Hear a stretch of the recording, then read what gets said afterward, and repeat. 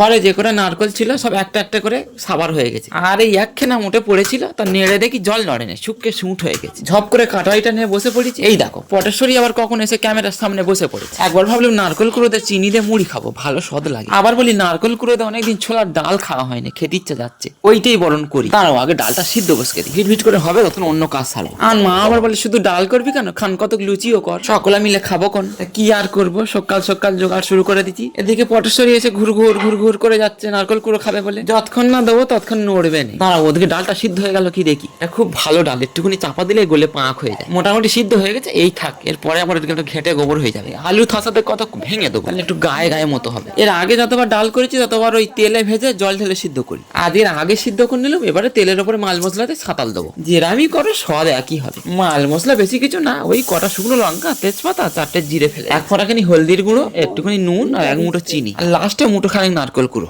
এবারে 1 ফোঁটাখানি ঘিও দিতে পারো, দিলে স্বাদ হবে ভালো। এবার চলো দেখি লুচি করা ঝটপট করতে হবে, আজকের আবার ইভিনিং ডিউটি, দেরি হয়ে গেল, কখন যাবো কে জানি। ময়দাটা এমন নরম করে থেসেছে যেমন মা বেলা যায়, টেরে বেঁকে এদিক ওদিক চলে যায়। বেশি না, ওই খানকুড়ি হয়েছে লুচি, 4টে তো লোক, 5টা করে খেয়ে নেবো। লুচিটা একটু যে কালো জিরে দেবো সে আর মনে নেই, কালো জিরেটা দিলে না ভালো স্বাদও হয়, হজমও হয় না, তাই পেট ঠোস মেরে থাকে। এমনিতে লুচি ফুচি বেশি খাওয়া যায় না, মেলা পাবো না ওই লুচি ফুচি হয় তখন খেতে ইচ্ছা করে না, আর অসময়ে খাওয়া শখ যায়। এই দেখো বাঁকাটেরা হয় হোক গে, ভালো ফুলেছে গো লুচিগুলো। এবার চলো তোমাদের গোটা কথা কমেন্ট পড়ে শোনাই। মনি বাঘ লিখেছে, কচি পেয়ারা খোলাগুলো ফেল দিচ্ছ কেন, ওগুলো খেয়ে নাও, পেট পরিষ্কার হবে। ওই দেখো তোমাদের পেটের ব্যায়াম থাকে, তোমরা খাওকে যাও, আমার পেট পরিষ্কার আছে, আমি গু গোবর যা খাই সব হজম হয়ে যায়। সোহিনী কোনের বলেছে পাও ভাজি কিনেও খাওনি, সাত জন্মে ঘরেও করুনি, তাহলে পাও ভাজি সৎ কোথায় পেলে? কোথায় আর পাবো, ওই রাস্তার ধারে বিক্রি হচ্ছে, ছো মেরে তুলে নিচ্ছে। পার্বতী নস্কর লিখেছে, তোমার কাছ থেকে 1 ফোঁটাখানি তেল দেওয়ার কায়দাটা শিখতে যাবো, চলে এসো, এমন কায়দা শেখাবো না 1 কিলো তেল দেখবে 6 মাস চলবে।